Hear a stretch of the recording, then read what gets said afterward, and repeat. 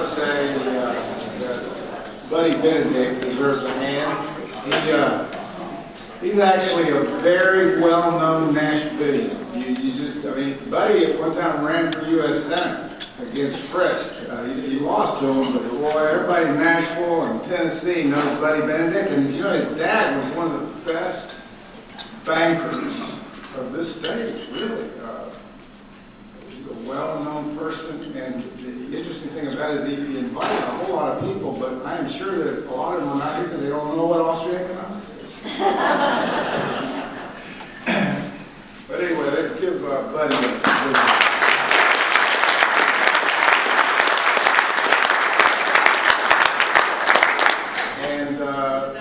his wife, Diane, is seated over here, and she takes good care of Buddy.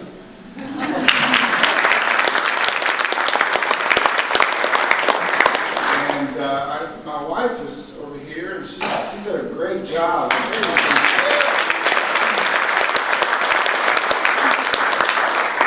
So we're going to do something. I don't know if it's going to work or not. We think it will.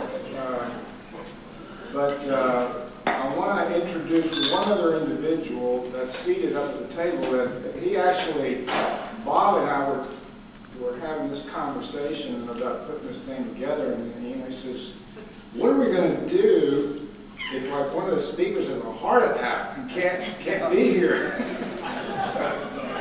I thought, well, I don't know. Maybe we didn't have to speak longer.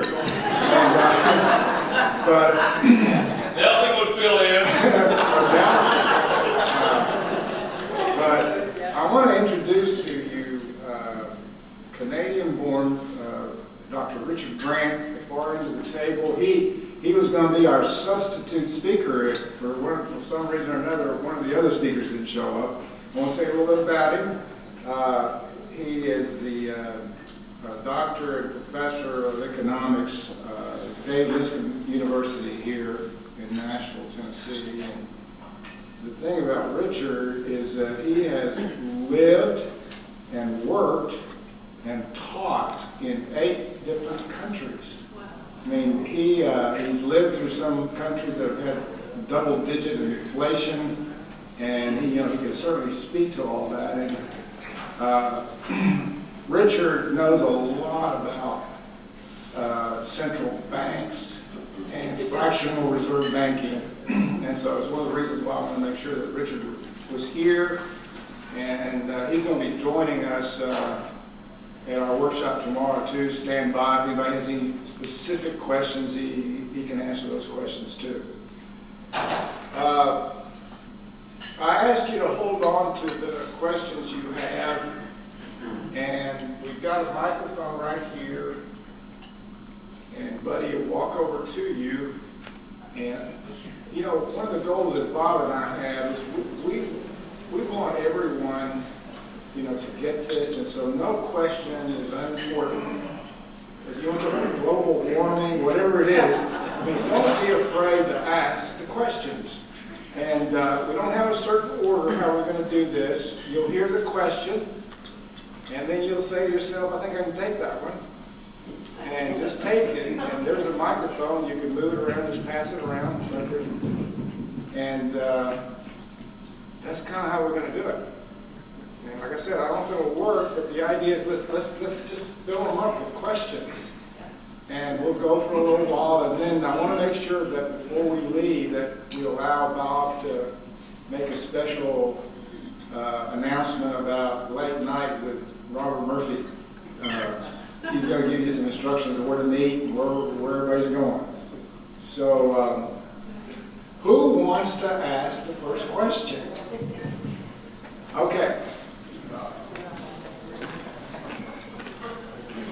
If the Fed were to be audited, what do you think the outcome or the result would be?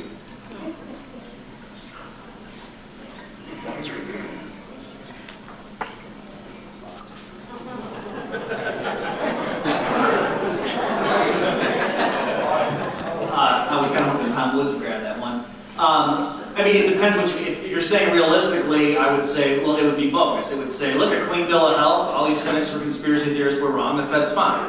Because they would the only reason they would agree to it is if they knew that was going to be the preordained conclusion. So, I mean, that's my answer. If what you mean is, if we really got into their books, would we see all kinds of crazy stuff? Yeah, I think we would. I mean, what's funny is, you know, people who are sort of conspiracy theorists and digging around and looking at what is going on behind the, you know, backroom deals and so forth. I mean, as time passes and more stuff keeps slipping out about the AIG bailout was not about AIG. It was because all the people that were on the other side of those credit default swaps, they were the ones sort of getting the bailout from that. I mean, as that stuff comes to light, and there's more and more scandalous things. But I mean, can you imagine, I joke with people, I say, as bad as we think things are, can you imagine when Bernanke and Geithner are talking to each other and like, oh my gosh, we're keeping these balls up in the air. I mean, they must really be worried about, you know, the whole thing collapsing because they know exactly what they've been doing. Or could you see a demise of the Fed? I think it's, well, he said to people, like, can you see the demise of the Fed? I think it would be, I mean, it has happened, and Carlos and I will talk about that in our book, about, you know, Andrew Jackson did get rid of the second bank of the United States, so it is possible if certain politicians really, you know, campaign on that and they get behind it. But I think it would take a lot more education and, you know, things like this, so enough people really see that it's corrupt. Well, I'll just add to that. There are instances in which the currencies of central banks and implicitly the institution has wobbled or collapsed. But unfortunately, the historical examples are those instances in which the currency has gone through a hyperinflation. The currency has been repudiated by the people of the society because of its worthlessness, and they have moved into some alternative currency or currencies of choice.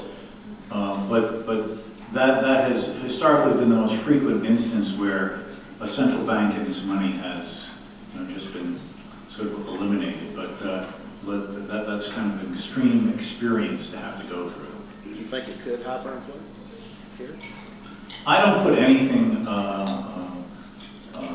beyond the capability of corrupt, power-lusting, manipulative, cruel, rotten, evil, no good.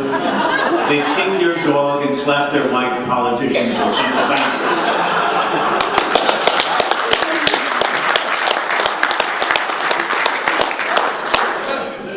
You know, I didn't go all the way. I didn't accuse them of being pedophiles. But, you know, they sort of approach that. No, but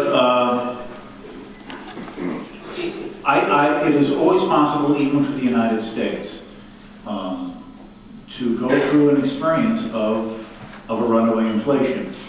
It depends upon the dynamics of the politics and the coalition of special interests who believe that that is some way to sort of grab at straws to try to stay above water for one more day, no matter how much it is at the expense of the rest of the society. All right, sir. This is sort of a follow-up question to the regarding the Fed. Is there any constitutional basis for the Fed? Was there a discussion of the constitutionality when it was formed?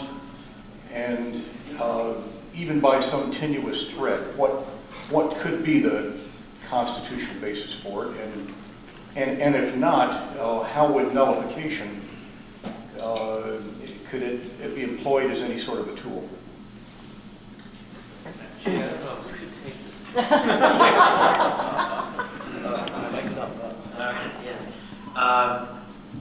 Now, I could be wrong, but I'm not aware at the time that there were serious constitutional discussions regarding the Fed. I mean, there were constitutional discussions regarding the first national bank of the U.S. after the Constitution was ratified. And I mean, Jefferson and Hamilton discussed it famously. And Jefferson had much the better of the argument, and Hamilton won. There's American history for you. You win the argument, you lose anyway. But there's I mean, this isn't any kind of an answer, but I had the chance to read huge portions of a gigantic 2,000-page, 2-volume work by, I don't know if anybody knows the name Edwin Vieira, but Ed Vieira wrote this book called Pieces of Eight, and it is a constitutional history of money throughout all of American history. I mean, it's this big, And one of the things Gary North says is that what you should do is devote your life to some project in which you will be the indispensable figure. And in particular, because Gary North has written a 25-volume biblical economic commentary on the Bible, and his argument is that, yeah, sure, it took me about 37 years to do this, but no one will ever refute me. Who's ever going to go to the trouble of that? Well, likewise, no one will ever be able to overturn Vieira's work. And he slashes and burns all the lame attempts to justify this. And in one of my own books, Who Killed the Constitution, I have a chapter on the gold confiscation in 1933 that goes through a little bit of a constitutional argument, but it's quite clear that the power to coin money and regulate the value thereof does not mean the power to print paper money and inflate it. Regulate the value meant define it, to say the dollar means this many grains of silver, let's say. That's what it means. Because it followed, right, it was right in the section that dealt with weights and measures, because that's what it was thought of as being. You define it the same way that, 3 feet is a yard, this many grains of silver is a dollar. And coin money meant make it into a coin, it meant that process. And so all this is extremely, so when you get into the constitutionality of it, people who support the Fed will roll their eyes at you. In fact, I can think of a famous Wall Street Journal columnist whose name I won't mention because I don't want to start personality fights. I don't mean among us, we all agree on this, but this guy, a friend of mine went up to him and just asked him about the constitutional basis of the Fed, and he just rolled his eyes and walked away. Well, when the other side, when the establishment rolls its eyes and walks away, that's actually their way of saying, I don't know how to answer your question. I have no idea. So I will pretend that it's a stupid question and make you feel like an idiot. It's not a stupid question, and they have no answer. Exactly. I've got one here, Carlos. Hey, Carlos, this is Joseph Hart from Helena, Arkansas. I also want to make everyone aware tonight that I've got 3 of my clients here. One of them is a traditional banker from Helena, Arkansas, where I'm from, and also a friend of his is a fellow board member, Harry Stevens. I'd like for Larry and Harry, if y'all would stand up and just wave at the audience. Now, I want to thank them for coming. And one of the reasons that they're here and that I'm here, and also my client Janice Nelson's here, is that we put a lot of money in cash value life insurance. And I get questions and calls on this